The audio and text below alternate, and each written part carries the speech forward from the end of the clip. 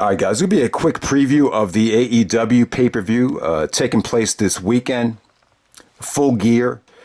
And I would say that this is one of the most important non-WWE pay-per-views that's taken place in quite some time. I mean, it's very important. It's probably even more so important than the first couple of AEW pay-per-views because, this is the first time where they've had, the TNT television deal. They were able to have a go-home show. They were able to promote this pay-per-view.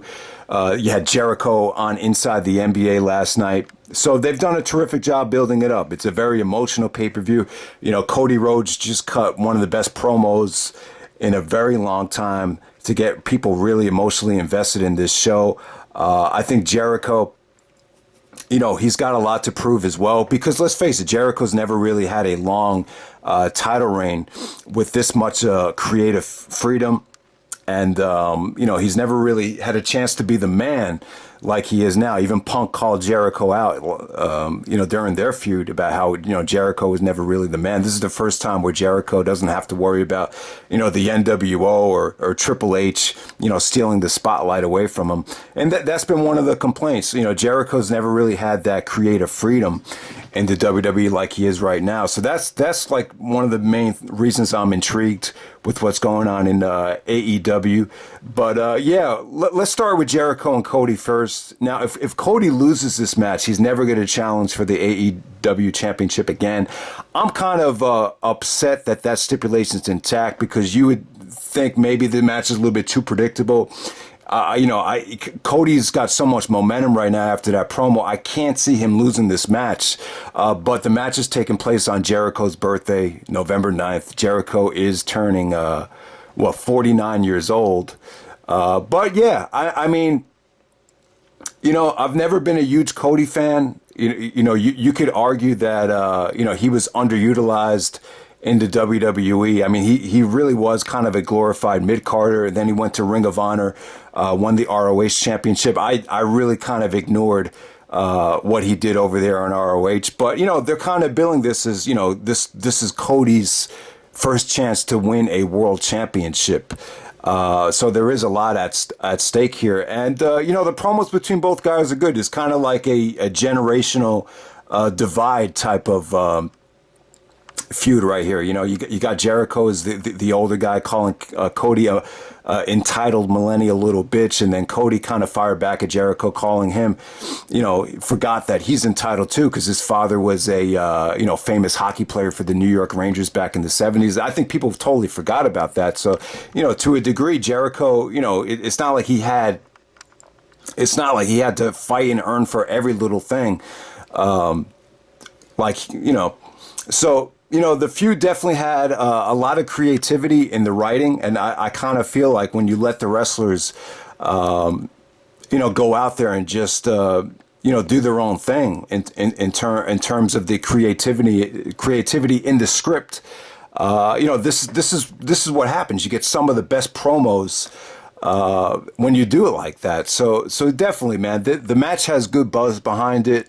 I hate to tell you guys, like, I've never been a big Cody fan, but it's hard not to get behind him after that promo. So definitely, man, I think Jericho and Cody have a lot to prove. There's going to be a lot of eyeballs on this match. Is it going to be, a 5-star match or is it guaranteed to be a classic with the combination of Jericho and Cody? Not necessarily. I could see this being anywhere from 3 stars to 4.5.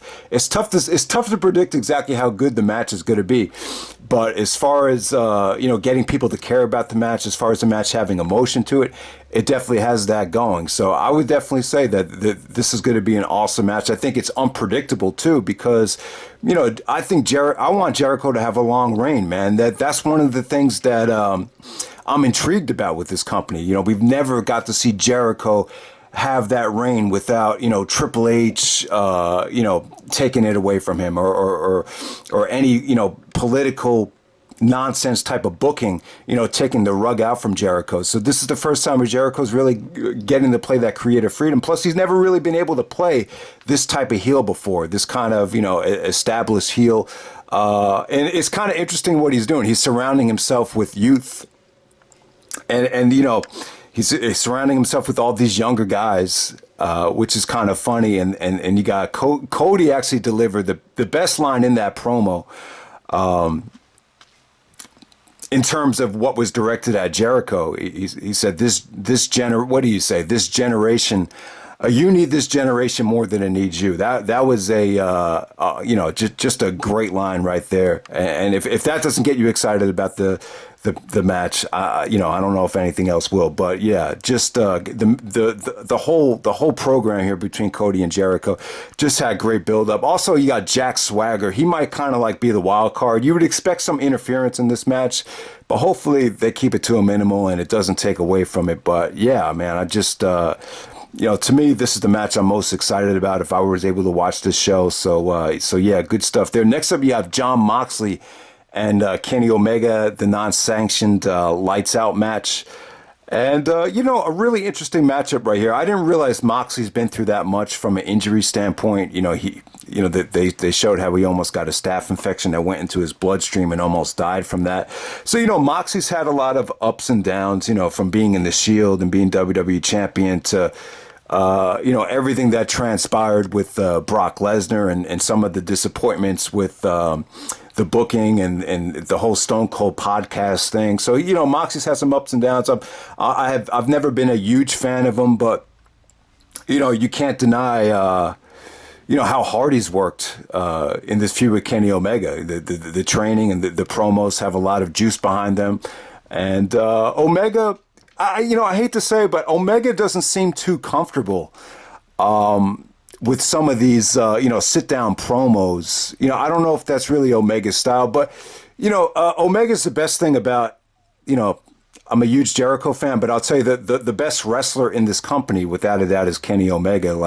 Omega really brings a lot of life to this company because of what he's done over in Japan, how he's elevated himself. He's elevated himself past everyone. You almost...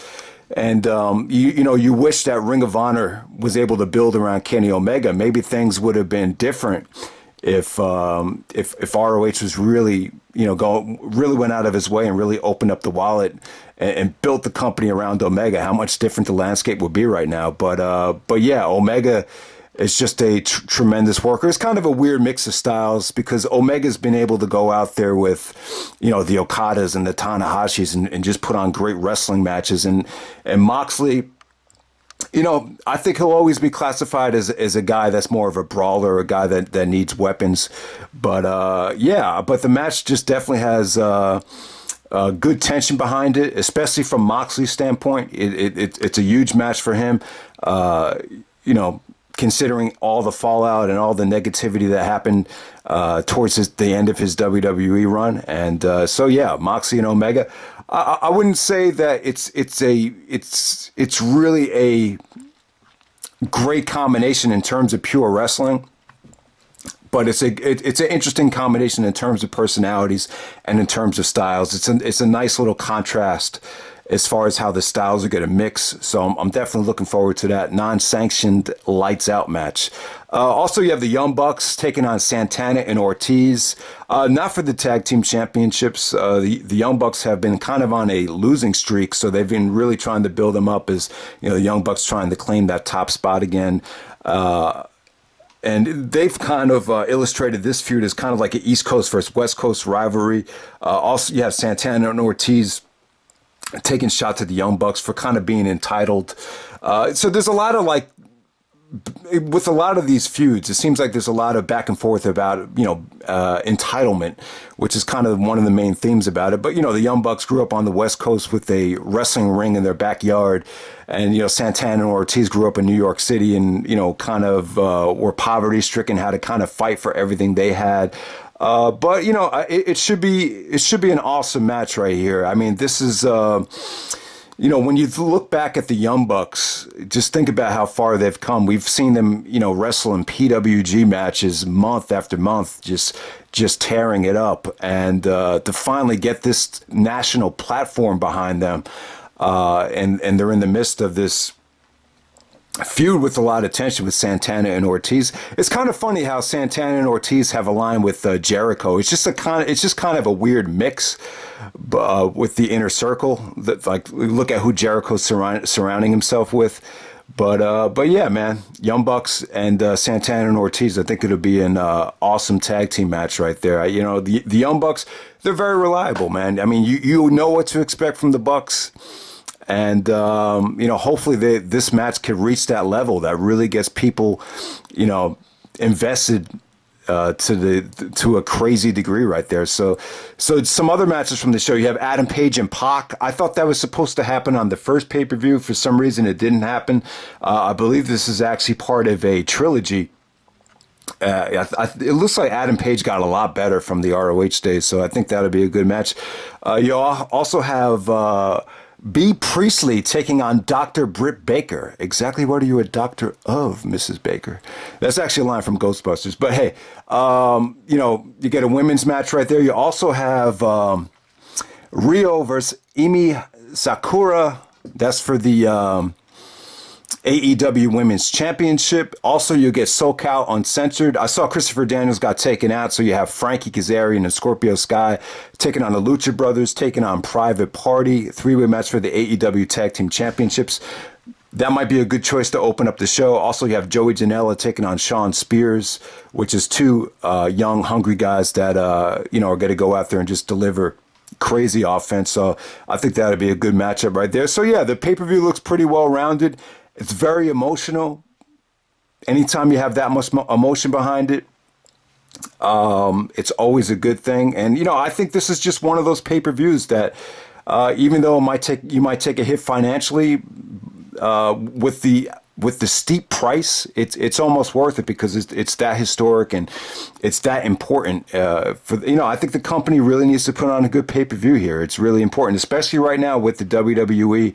And, you know, Triple H's power and just, I don't know, man, like to me, and I hate to bring up the WWE at a time like this, because I just think with AEW, they just need to focus on themselves and not worry about WWE. But the timing is just critical right now because, you know, you look back at when Triple H was a performer and when he was on top of the game and, you know, he was so like adamant about, you know, even the stuff against Goldberg on Tough Enough, like someone had a Goldberg poster needed to be, you know, taken off. And now like, and he was so against like, you know, people coming in from outside companies and stealing the spotlight from the WWE.